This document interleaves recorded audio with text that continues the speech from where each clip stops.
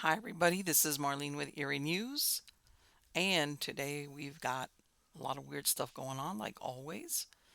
So, you know how that goes. What is it? The stranger, the better. So, we're off to the races. Um, First story is going to be out of Stranger Than Fiction stories, and this is titled "Murder at the Speedway." On a warm summer morning, before the sun was up, two men came across the fully clothed body of a woman thrown along the Harlem River Speedway. Uh, Date is July 20th, 1937, New York. The corpse escorted beside the Harlem River Speedway turned out to be a French maid named Irma Louise Pradier, age 35. She'd been thrown from a moving automobile after being shot twice at close range. One bullet entered the left breast and the other one under her heart, so close it scorched her flesh. What was strange and thought inconsequential, but which later turned out to be very important, were 6 lumps of sugar found in the pocket of a leather jacket she was wearing. It was a label inside her clothing which gave police a clue as to her identity and background. From 1930 to 1932, she worked as domestic at the New York Institute for the Education of the Blind. Detectives scoured employment agencies hoping to find the place where she worked, but they only came across records from immigration that showed she arrived in the United States in 1927, coming from Enghien-les-Bains, near Paris. She went to live with nuns and immigrant young women at the Jeanne d'Arc home at 253 West 24th Street. A nun from there was the one to definitely identify her. Within 2 days of the murder, police were looking for a pea green sedan for questioning. In the murder, investigators found that the attractive French woman had quit her job the previous Monday to leave on a wedding trip, which turned into a gangland type execution. She withdrew $300 from the bank and told her friends she was leaving for California to be married. She worked at the Mount Sinai Hospital. Her purse, along with the money, was missing. A week later, the investigators started to look within their ranks for the mystery fiancé of the dead woman. The reason for this were the type of bullets removed from her cadaver. They were analyzed and found to be the type used in police service revolvers. Secret orders were issued for a number of mounted patrolmen to appear at headquarters for a lineup. A friend of the murder victim, whose identity was being kept secret, said the relationship developed when Irma used to feed candy to the patrolman's horse during her lunch hour in Pelham Park. However, she did have a fiancé in California, and perhaps this was just an innocent flirtation. The last night of her life, she'd been dropped off by a cab at Grand Central Station. The cab driver said that she was waiting in front of the hospital, talking to a man in civilian clothing inside a late model Chevrolet. The auto followed them to the train station. The cab driver said he was surprised to see her get out of his car and jump into the green sedan and drive off. After then, no one saw what happened to Irma Pradier until her body was found on the side of the speedway between 165th and 166th Streets. Police theorized her killer was someone who got angered she was leaving and marrying someone else. About 300 mounted police were questioned, and finally a suspect was identified. It was the lumps of sugar Irma had in her pocket, which apparently were meant to feed her sweetheart's horse. That coupled with other information led authorities to look within their ranks. The police were ready to run ballistic tests on all the guns of the mounted patrolman.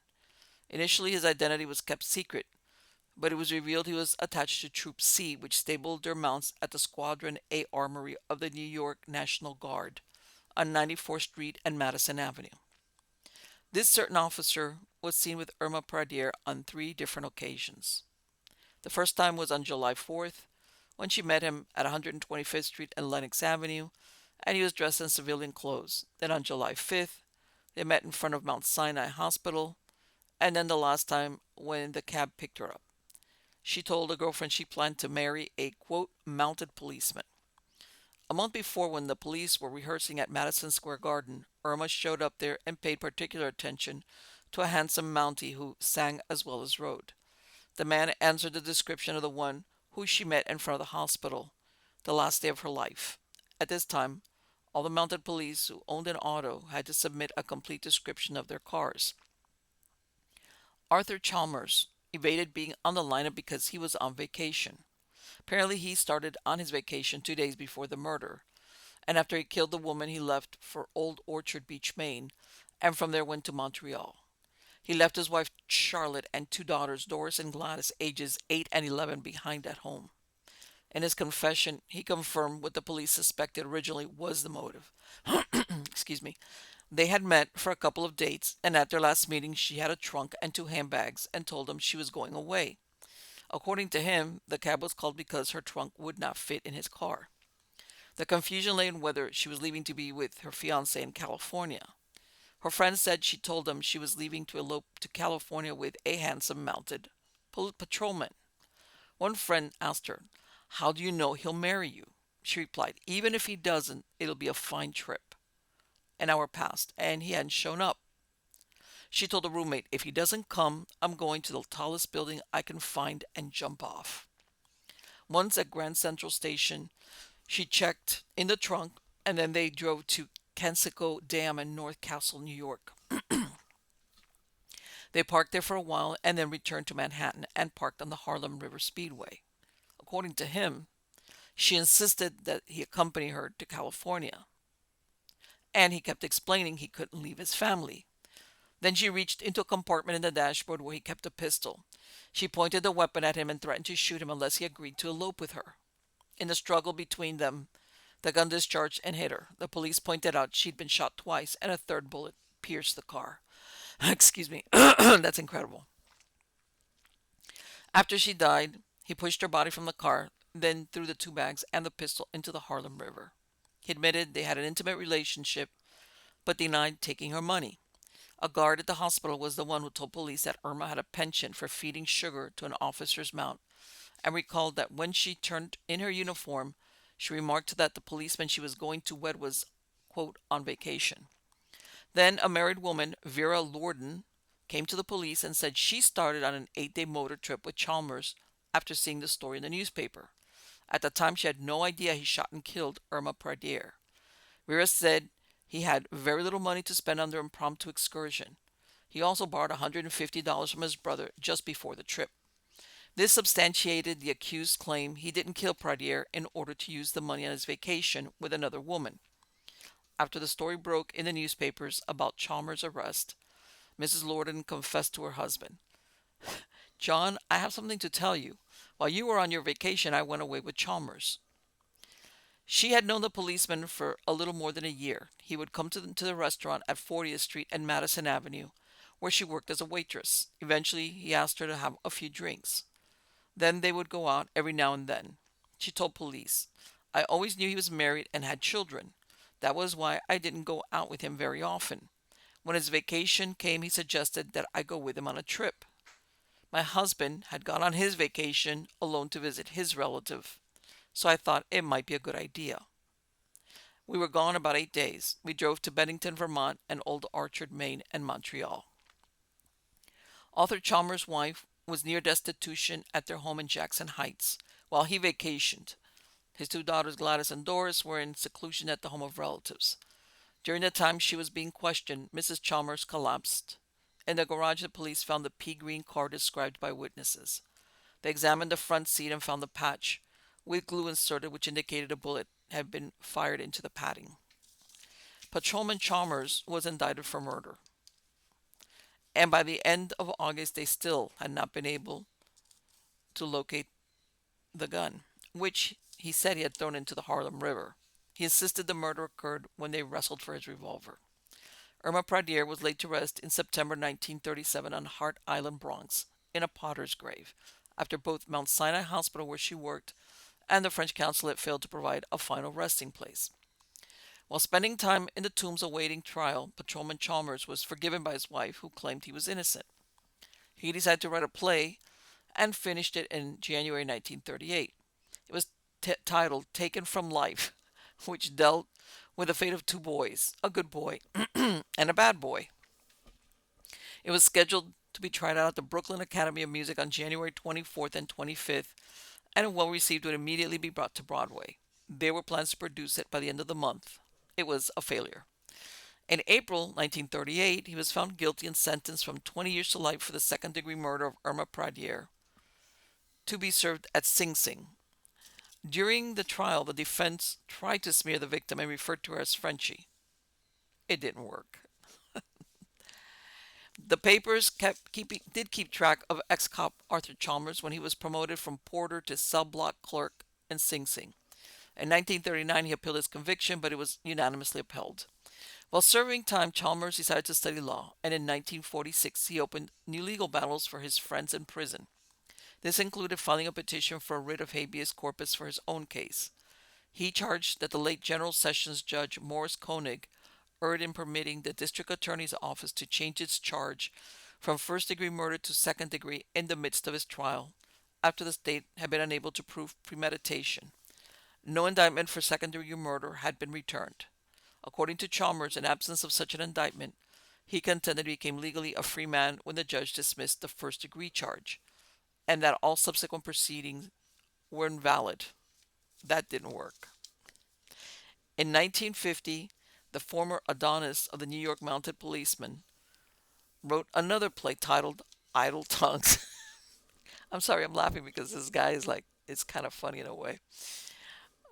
It was scheduled to be released that same year, and several producers expressed interest in it. By 1951, he was still behind bars, but had been promised a job with the News Dealers Association of Greater New York upon his release. Arthur Chalmers died in 1974. His one-time lover, Vera Lorden, died in 1973 and apparently mended fences with her husband since they shared a tombstone. Mr. Lorden died in 1994. So what do you think happened here? Do you think that he really killed her? That he like misled her to kill her? I don't think so. I think that this guy was a married guy, not a nice guy because he was going off on vacation, from what I understand, leaving his wife and two kids like destitute. Okay, but he apparently is like he's having all these little affairs here and there, and I guess he's getting together with this French maid Irma, and I don't either he picked up on it and didn't care, or he didn't pick up on it. That whether she knew he was married or not, maybe she didn't. That in other words, he's thinking, oh, I'm just gonna, have my little fling here and there, but nothing serious, lady. And she's like, I'm gonna get married one way or another. I'm getting married. And that thing about that she had a fiance in California. When I looked at the story, there's never no any mention of this fiance coming from California to say, "Oh, my beautiful Irma, she got killed," or nothing. I have a feeling she never had a fiance in California. I think she was making that up. But I think this lady, she had immigrated, she'd been working all this time, and she wanted a husband. She wanted to marry somebody, and this guy was very good looking. She was. I think he invited her to take that 8-day vacation trip, and she showed up with everything she got, including a trunk. And he was like, "What?" And I think it got out of control. Who knows? Maybe they did fight for the gun, even though that 3 shots, that's a little bit of no work. Or maybe who knows what she threatened him with? Well, I'm going to tell your wife, I'm going to go here, I'm going to do that, I'm going to make a big scandal, blah, blah, blah, blah. And he was like, maybe he lost his, whatever, his cool, considering he was a cop. But that didn't stop him from taking his vacation. And he contacted Vera, who he apparently had this little relationship with, and he's like, "You want to leave for vacation?" She's like, "Sure, why not?" I'm telling you. And in the meantime, they he goes to jail and he's writes these plays that you could tell he kind of feels sorry for himself, kind of deal. So he's kind of you get this narcissistic flavor about this guy. Poor Irma immigrated to the United States only just to find herself buried in a potter's grave on Hart Island, which is kind of like, maybe she had all these plans. And you could tell she was a real pretty girl. She's really, really pretty woman, which makes you think, there was a shortage of guys. I don't know. Whatever the case might be, And talk about setting your sights on the wrong guy. And there you go. I think he wanted something, whether she misunderstood. And this thing about I'm going to fling myself off the roof if he doesn't show up. That has a lot of desperation. She even quit her job. And I also think that he didn't take her money. But people don't understand.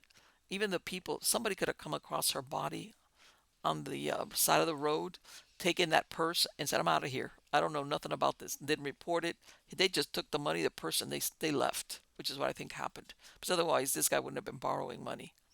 But yeah, I think that she wanted a ring on her finger one way or the other, and instead of a ring, she got a bullet for her troubles. There you go. That's that's my interpretation of that story. Okay, next story also out of Poison Dreams, and let's let's let's go with that thread of women, girls, whatever, that they're so fixated on getting married that they end up making really stupid choices or about how they go about getting that. And again, I'm going to emphasize is you're going to tell this other story, and then this one I want to talk about the time. Both of these women and girls or whatever, they're good looking, they're pretty. You would think, okay, I don't see you having a problem to land a husband if that's really what you want. Which remember, this was many years ago, where you know at some point you were what considered an old maid by the time you were 23 or 24 and were married, something like that. But anyway, here we go. This is titled "Poison Dreams."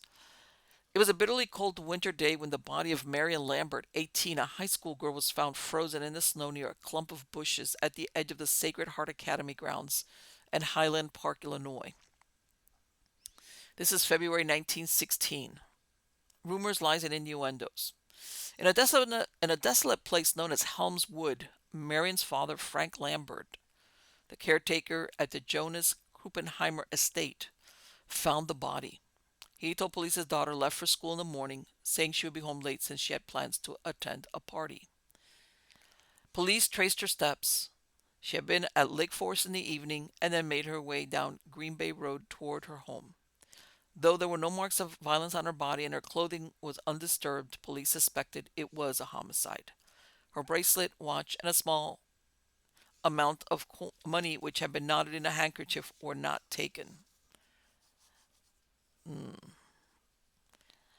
The path she took from the Chicago and Milwaukee Railroad station at Sacred Heart Convent indicated a man was with her, and they walked for a mile before reaching the place where her body was found. There was no evidence of rape.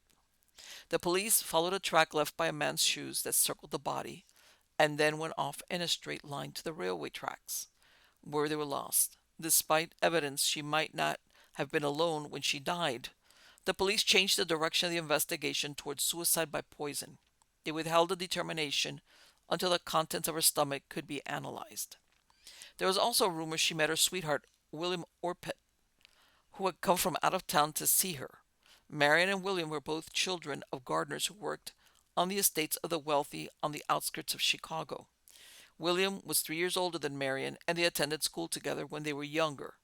He finished high school and went off to the University of Wisconsin to study journalism. She flirted with other boys, but William Orpett held a special place in her heart. In the spring of 1915, he wrote her a letter that read, quote, "I'm afraid you'll forget all about me down there, and that would be the finish of yours truly. I want to see you badly, dearest, and want you badly. If I could get my arm around you now and get up close to you and kiss the life out of you, I would be happy." End quote. The previous summer, when William came home to Lake Forest, the pair started an intimate relationship. When Will returned to the university, she told him she was pregnant. She confessed this to her friend Josephine Davis as well. That fall, William's letters became more casual, and soon Marion found out he was interested in another girl who lived in Madison.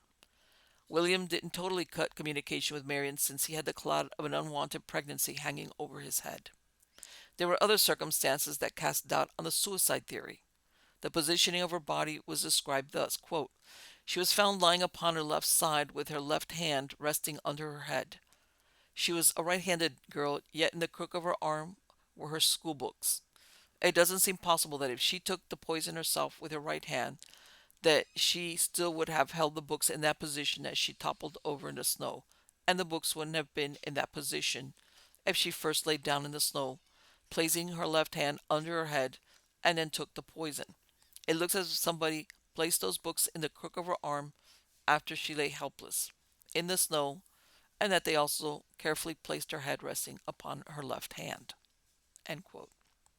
Eventually, it was determined that Marion Frances Lambert had taken a subtle but violent poison. It was cyanide of potassium. However, no container for the substance was found by her body.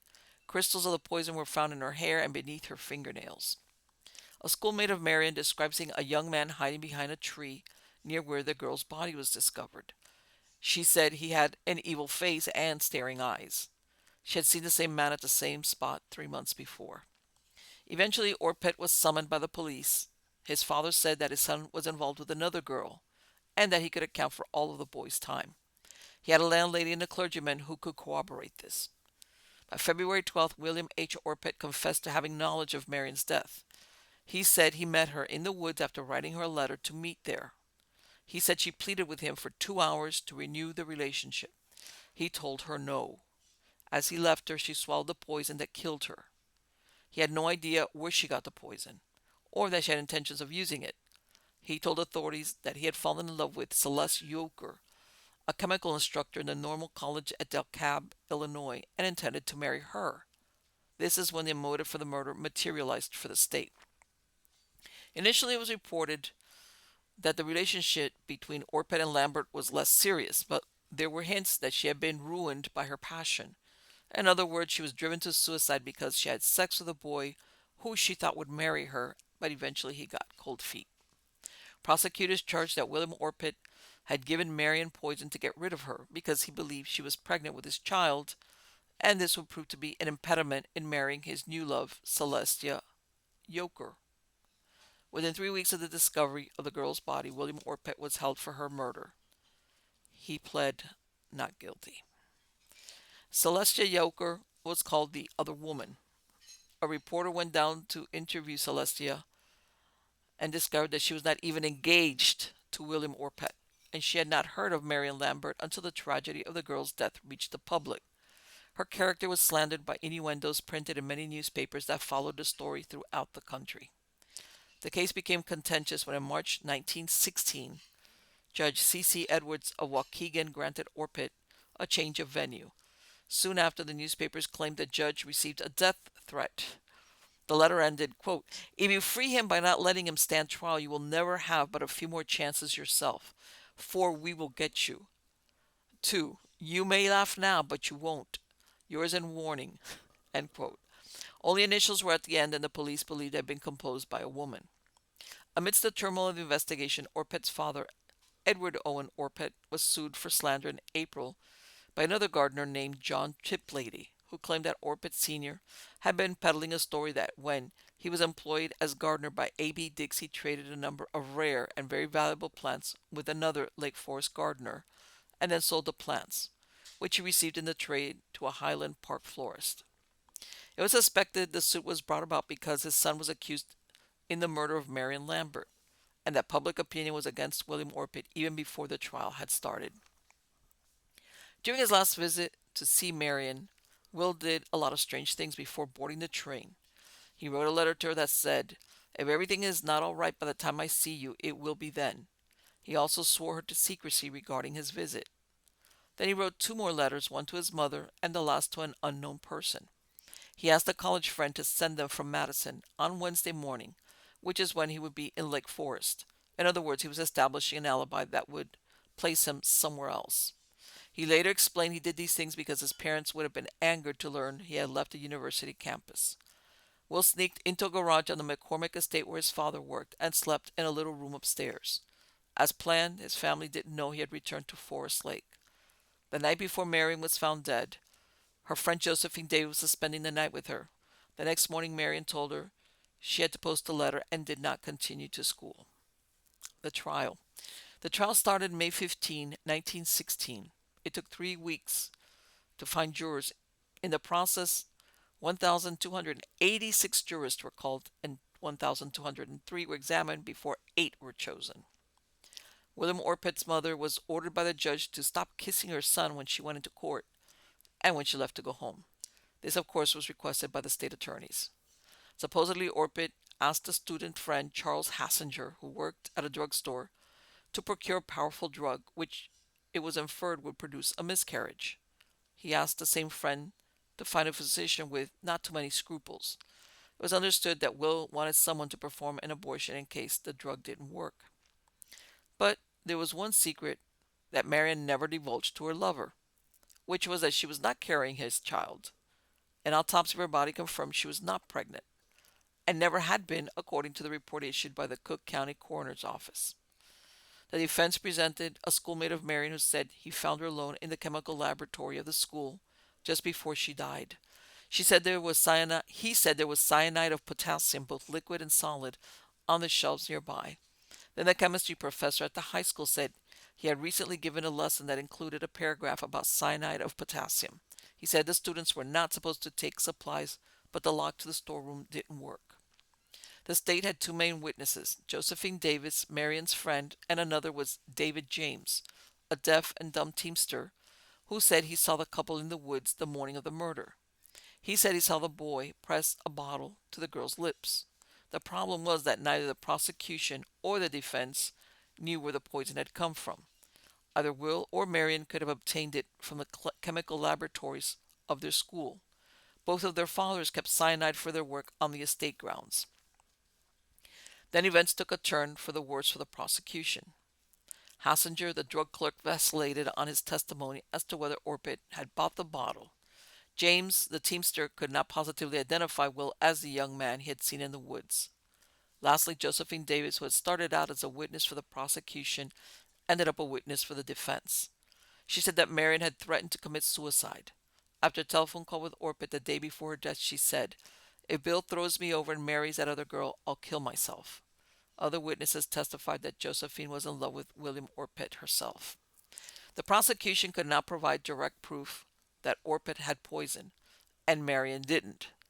The defense established that Marion had killed herself because she knew she'd lost the boy she loved. Orpet's blossoming romance with Celestia Yelker met with a decisive end when the prosecution urged her to write Will a letter while he was in jail awaiting the trial since he was denied bail. The contents were dictated by Mr. Dady, or Daddy, the prosecutor. In a short note, she urged them to tell all. She wrote, quote, "I know you have done it for love of me. You once said you would kill anyone who came between us." End quote. He returned a note stating, "Your letter's all bunk. Goodbye then. Don't come near here." All her letters to him were returned as well. The tiebreaker went in Orpet's favor when the defense team verified the poison that killed Marion Lambert was powdered potassium cyanide, and not the type his father kept for work on the estate, which was sodium cyanide. There were also allegations that evidence had been tampered with. Two members of the coroner's jury were called by the defense to testify that there were no spots on Marion's coat when it was produced with other clothing at the inquest. However, it had 3 drops of cyanide poison. The crux of the case rested on the allegations that Marion had been poisoned when the cyanide had been dissolved in water, and the defense claimed she had committed suicide by taking the poison in powder form. Ultimately, William Orpet was found not guilty. Within a year of the trial, William Orpet's family had relocated to California. However, William's exact whereabouts were unknown. There were rumors the men of Lake Forest were planning to coat his body with tar and feathers if he appeared on the streets of the city. After the sensational trial, Orpet changed his name to William Dawson, and he faded from the headlines until 1920 when he applied for a marriage license in San Francisco. He had joined the military during World War I and met his wife, Olga Sarnowski, in Detroit. Even years after the end of the trial, whenever a similar case presented itself, there was comparisons made with the death of Marion Lambert. The aftermath. If there was any revenge from beyond the grave, Marion got hers. When the romance she killed herself over ended with never a chance to flower again. By Will Orpet's own admission, he planned to marry Celestia Yowker, but with the tragedy of Marion's suicide between them, he was desperate to alienate himself from anything that existed during that terrible year of 1916. For many months afterward, Celestia was followed by newspaper reporters who kept asking her if she had resumed her romance with Orpet. The 3 trees growing together in Helms Wood, where Marion's body was found, were hacked to pieces by souvenir hunters. Dady and Jocelyn lost their offices as state attorneys due to their inability to get Orpet convicted. Celeste Yoker married Colonel Lloyd Merrill Boyce and gave birth to a daughter in 1934 named Barbara. She died in 1985 at the age of 79. William Orpet's dream of becoming a journalist died the summer he went on trial. He joined the Air Force during World War I and achieved the rank of sergeant. After the war, he moved to California to join his parents and, like his father, became a gardener. He divorced Olga and married Catherine Swan Pender, who was a divorcee with two sons. He lingered the last 2 years of his life in the National Military Home in Los Angeles. He suffered from peptic ulcers and died from a massive left cerebral malacia. He was 52 years old. His wife Catherine had died a year before in 1947. The shadow cast by Marion Lambert's death followed him his entire life. This is the alternate ending. If for one moment we consider Marion as a young woman who was obsessed either with William Orpet or the thought of marriage, it's possible she could have premeditated months in advance a chain of events that would end either in her death or a wedding ring on her finger.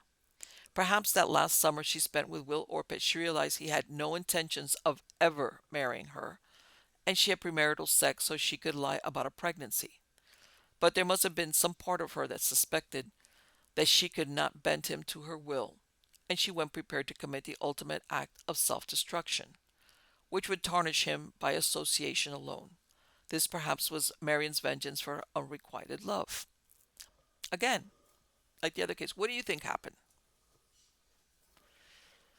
I think I think I think that's pretty much it. That's what I think. I think that yeah, they were high school sweetheart. He goes off.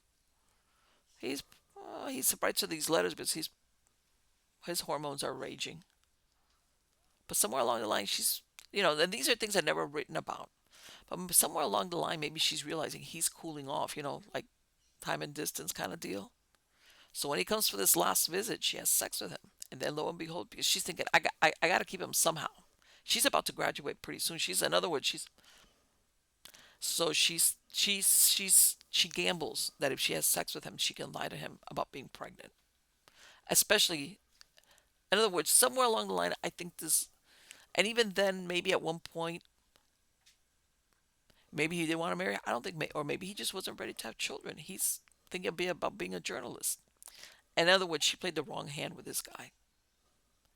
And I think that's what she did. I think that he showed up to talk to her and straighten it out or whatever.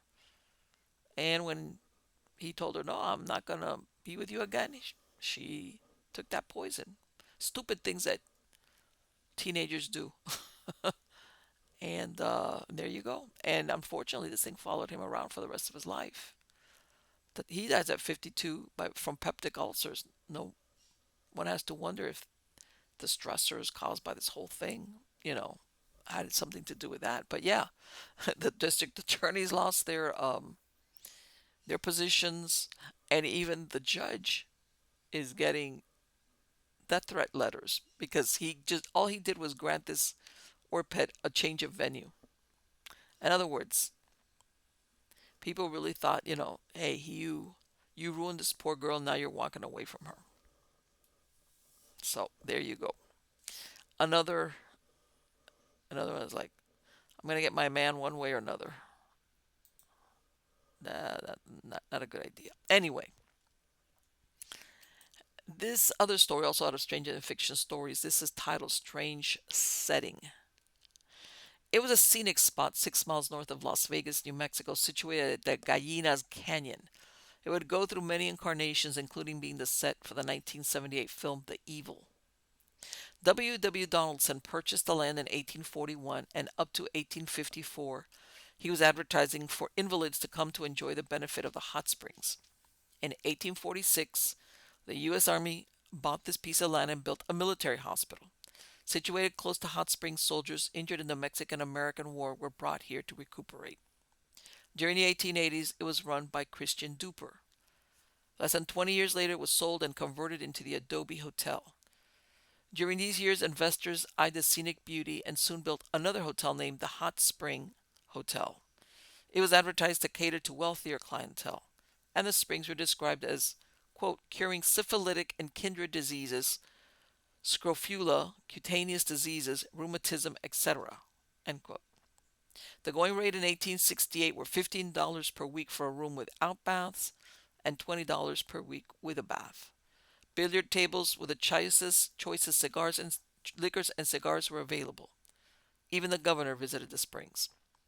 In 1875 it was being advertised as a resort for invalids and pleasure seekers. The Montezuma Hotel promoted its 270 rooms to those who were sick but wanted to enjoy its manicured parks, the shops, and even a zoo. It burned down in 1884 due to clogged gas lines. In 1885, they were advertising a new hotel and referring to it as the New Montezuma, built at the cost of $100,000. Its grand opening was short lived since it burned down 4 months later. The hotel was rebuilt on the same site under the new name, Phoenix Hotel. In 1991, it once more became the Montezuma Hotel. The castle like structure sits on the gateway to the Galinas Canyon, which offered great trout fishing. During the time it was a hotel, it had its own rail line and train that would bring visitors directly to the property. There was a stone grandstand horse racetrack named King Stadium. The hotel was a favorite place of Prince Albert and Queen Victoria, who visited often. An online blogger commented on what happened at the Montezuma Hotel at the turn of the 20th century. Quote, my grandfather, Percy Joseph Farmer, was a medical director of a wellness/hotel effort at the Montezuma from 1904 to 1908. He was a married neurologist from St. Louis, whose father, Joseph Bryant Farmer, bought the hotel as a place where Percy could go and work and also recuperate from his own heart problems. Percy's wife Mabel went with him and his sister Jenny Farmer. Sadly, Jenny died in her 20s. Percy, his father, his son, and his daughter, which was the blogger's mother, all died of heart problems. I have one or two letters written back and forth from his father and him in about 1906 about various people coming to stay there, how they were feeling, etc. Percy returned to St. Louis and practiced there until his death in the 30s. End quote. Through all these years, the magnificent pleasure resort failed to make an economic success and was ultimately closed in 1903 due to bankruptcy. In 1903, the YMCA bought it for $1. The Southern Baptist College bought it in 1922, and less than 10 years later sold it to the Catholic Church. Its purpose was to train Mexican Jesuits so they could return to Mexico and spread the Catholic religion. During the rule of Mexican President Calles in the late 1920s, Mexicans were imprisoned for wearing religious items and saying adios in public because it translates to with God. The punishment was hanging or firing squad. The period from 1926 to 1929 were known as the Cristero War. Priests had to register and church property was confiscated. The church went underground and close to 500 seminarians came to train at the Montezuma to offset the persecution of the Catholic religion. The old gymnasium was turned into the chapel. The seminarians throughout the years participated in local religious parades and received priest and training until 1972. Then, for some weird reason, in 1977, the Catholic Church rented out the empty structure as a set for the horror film The Evil. The premise of the movie surrounds psychiatrist C.J. Arnold and his physician wife Carolyn, played by Richard Crenna and Joanna Pettit, who purchase an old manor to be used as a drug rehab clinic. The caretaker, who comes on the property with trepidation, is lured into the basement where he meets a grisly end. The realtor tells the Arnolds the house was built by Emilio Old Man Vargas, but forgets to mention its history of weird deaths and that the local tribes called it the Valley of the Devils. Vargas built a hotel as a spa, but the steam pools and the sulfur pits dried up the day the hotel opened. This drove Vargas into seclusion. Dr. Arnold asks ex-patients and students to come and help him get the place ready, and it's all downhill from there, especially after the good doctor releases a demonic force trapped by Emilio Vargas many years before. An online blog describes the following, quote, there's a legend, whether it is true or not I do not know, but I have been told it is so, about the time when the monks lived in the castle. There are 6 rooms on the 3rd floor that have been blocked up and never reopened. It is in these rooms that several of the monks were walled up inside these rooms alive, and were left to suffer a certain doom of slow starvation and what have you. A total of 12 monks were walled up because they were considered a threat to the others living there. This was before schizophrenia was well known. I think that he meant schizophrenia, but this person didn't know how to spell well. There are also plenty of ghost stories about the castle. The movie The Evil was filmed here, and legend has it that the proprietor of the original hotel walks around that night, and that an opera singer who died here can be heard singing sometimes. There was a local legend that you could not take a clear pic of the fireplace as the place was haunted. End quote. In 1981, the church sold the property to Armand Hammer. Hammer was the son of a Russian born communist activist. He trained as a doctor but made his fortune in pharmaceuticals and whiskey. He took over Occidental Petroleum and it became one of the largest companies in the United States. Called Lenin's chosen capitalist by the press, he was also known for his art collection and his close ties to the Soviet Union. He converted the hotel into the United World College of the American West, which describes itself as an independent boarding school which caters to international students. Approximately 75% of the students are international. It's headquartered in London. Its aim is to make education a force to unite people, nations, and cultures for peace and a sustainable future. It offers a two a 2-year co-educational boarding school that offers the International Baccalaureate Diploma Program, which is IB. The school's mission is to develop bridge builders and compassionate leaders who can address human and environmental crises. During the years it ran as a hotel, there were rumors of deaths there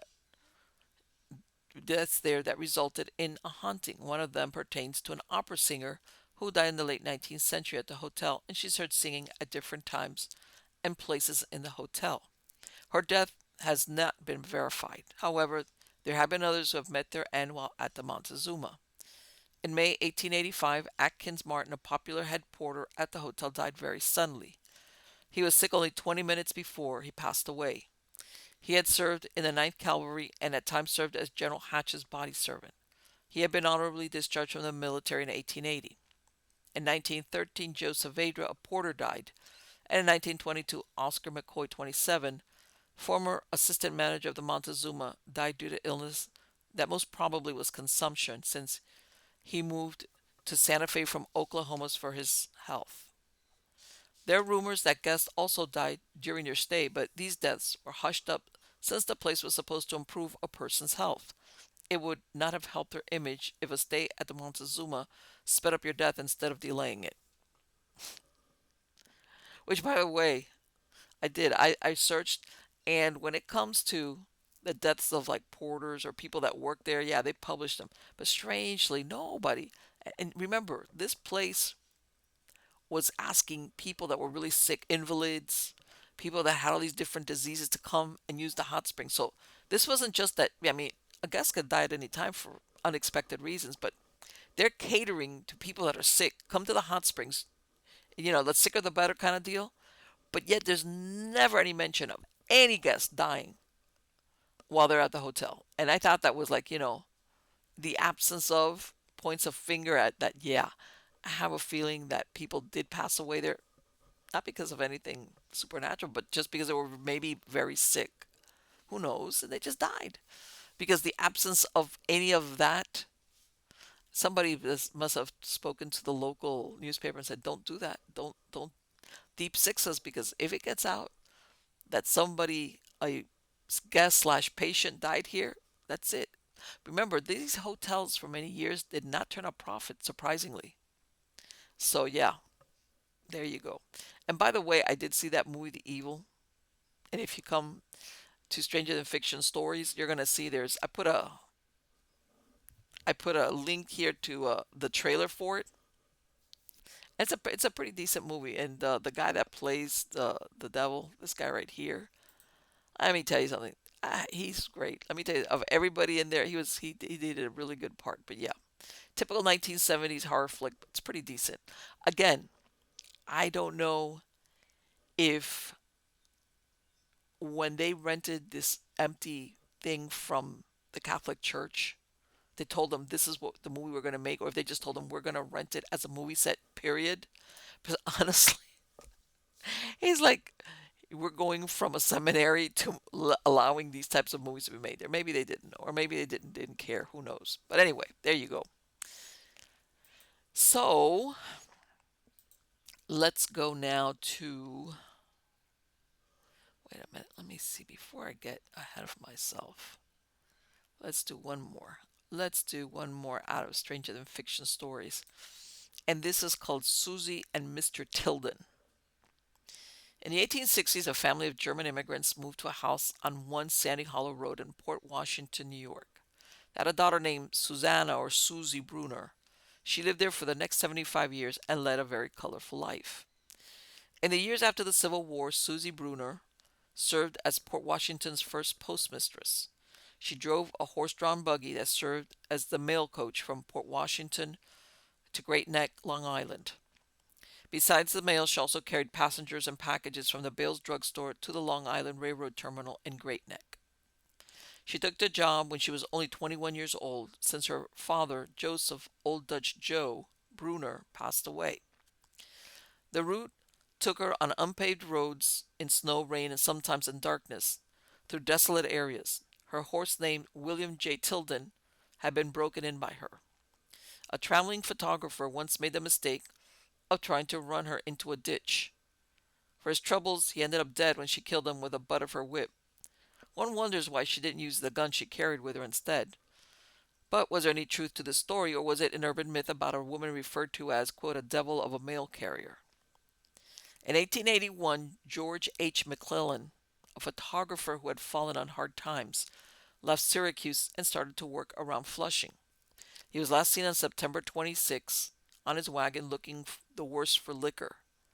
The following day, still drunk, he was found unconscious with an unnatural blackness in his eyes and bruises on his body, lying in Jamaica Road. Mr. McClellan was dead 48 hours later.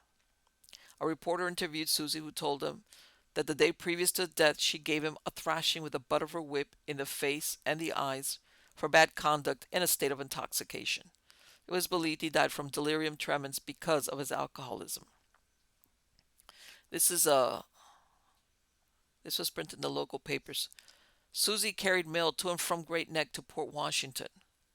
One day, in the line of duty, she horsewhipped a man who tried to hold her up. The man died from the whipping. After her father, Old Dutch Jose, died, Susie was the man of the family. Susie always wore an apron, even to church. End quote. Eventually, Susie left her job as postmistress and went on to work the family farm, plowing fields all over town with her horse, Mr. Tilden. She also served as a janitor at the Sands Point School and opened a store catering to the children who called her Aunt Susie. About her unmarried state, she commented, "Them I wanted I couldn't get, and them that wanted me the devil wouldn't take." Along the way, she bought properties in Port Washington, and a 1908 map showed she owned 3 properties around Sandy Hollow Road. When a new school was built, she purchased the old one and moved it across the street to a piece of land she owned. It served as a residence from then on. Susie was known for always wearing a sunbonnet and a gingham apron with a big pocket. It turns out she was a horse whisperer as well, since she tamed many horses throughout the years with kindness, it was said. When Susie died in 1935, she left her $11,500 estate to a sister, Dora J. Bauer. Both her parents were dead, and a brother named Joseph died in 1883 at the age of 17. Before Susie Bruner lived in the house, it was occupied by Samuel Dodge, who arrived in 1718 along with his family. He bought a parcel on the corner of Sandy Hollow Road in 1732 and built a house and then a barn on the site. Remember, these are colonial times. This is pre-revolutionary times. After Susie's death in 1935, the barn was moved east to its new address of 5 Sandy Hollow Road. William Pedrick Jr. had bought the barn, added a foundation and brick chimney. He also added rooms downstairs where the stalls for the animals were and upstairs where the hayloft was. It's believed some of the timber used to construct the barn were most possibly salvaged from an old ship and repurposed to build the barn. 2 entrance doors added to the rear of the house were known to mysteriously open by itself. In 1941, Mr. and Mrs. Dudley Brown lived there. In 1958, Daniel and Ida Whedon bought the one-time barn, and in 1961 Newsday printed a story about the strange occurrences at the coach house. which were attributed to the ghost of Susie Bruner. The Whedons believed she was still checking on her beloved horses. There were reports of the back door opening mysteriously, and upon occasion, the face of a woman seen peering from an upper window. Coincidentally, the one who had the most sightings of the ghost was Susie, the Whedons' young daughter. In 1982, the Whedons were still living there, and a second story was written by Newsday, where they retold the experiences they had since they moved in many years before.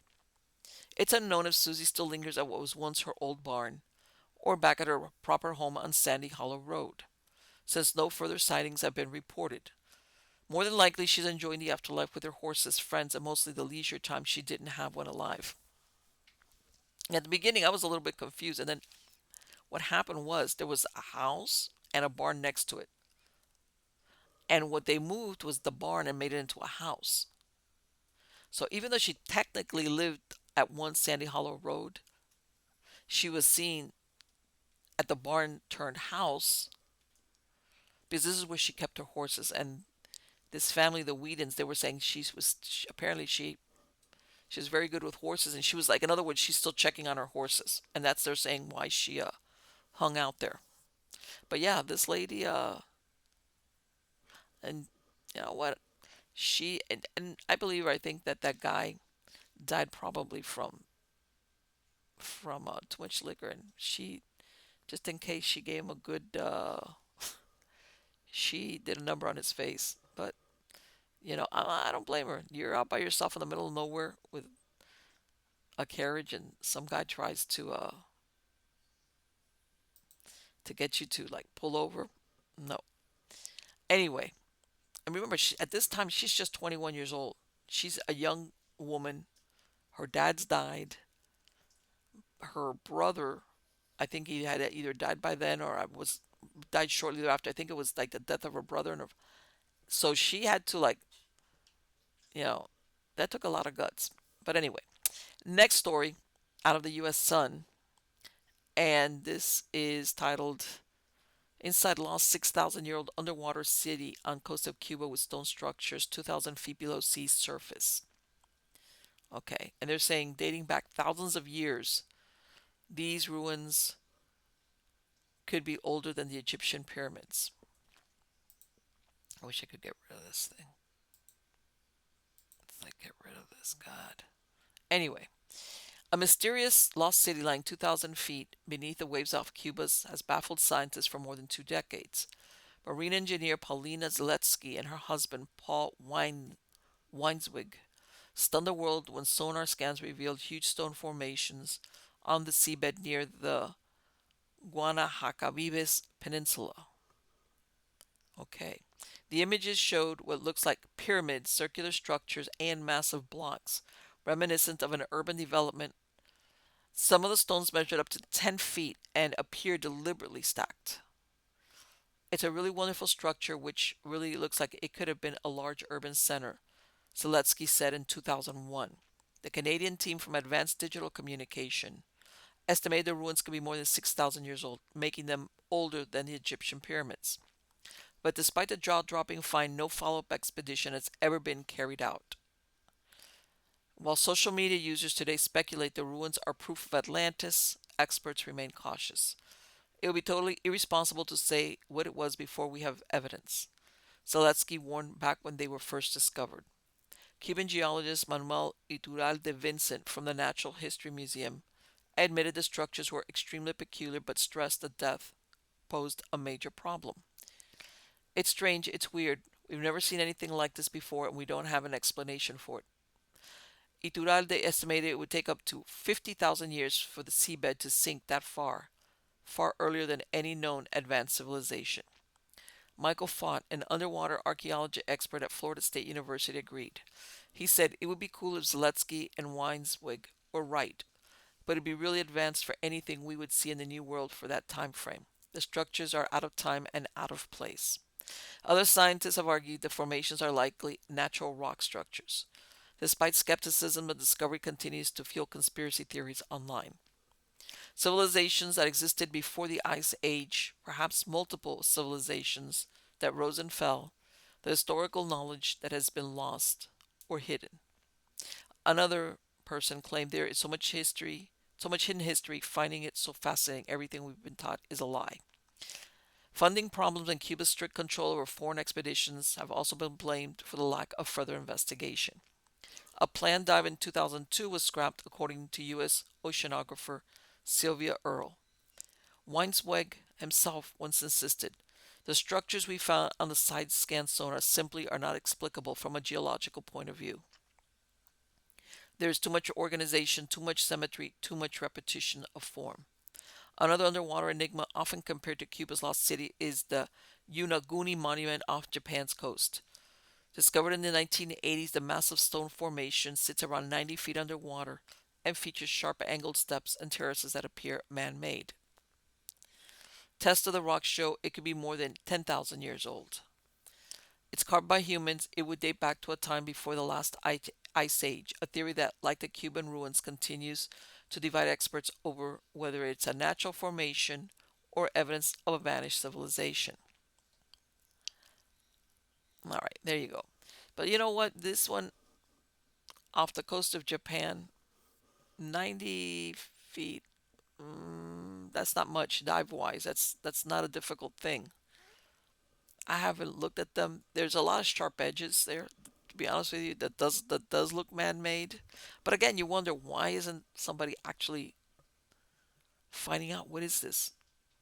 Part of it also might be that this is a big tourist draw. So it's like, no, if we give it a real what happened with it, that's it. The mystery will be over. Now, this thing, the one off coast of Cuba, which obviously maybe the depth, but I will tell you something. Cuba doesn't even have any infrastructure. They don't even have electricity. So I'm sure there's no funding as far as whether they want to give permission or not. There's no funding, let's say, from within the government to, let's say, do a some type of expedition.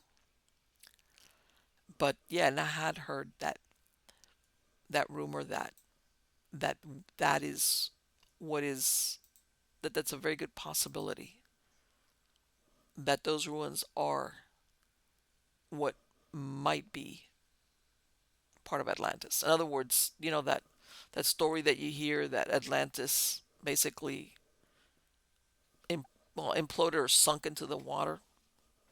That's what it is. I mean, but there's other theories. I believe there's another site off the Azores by Portugal, which are also there say that that's where Atlantis went down, and or I've also heard that there was not more than one Atlantis, but in other words, they had like one city over here and one thing over here, and somehow their technology got away from them, and it all went. I mean, it's sunk beneath the waves. I don't know. I don't know. So I will be back with you soon with some more eerie stuff. Till next time.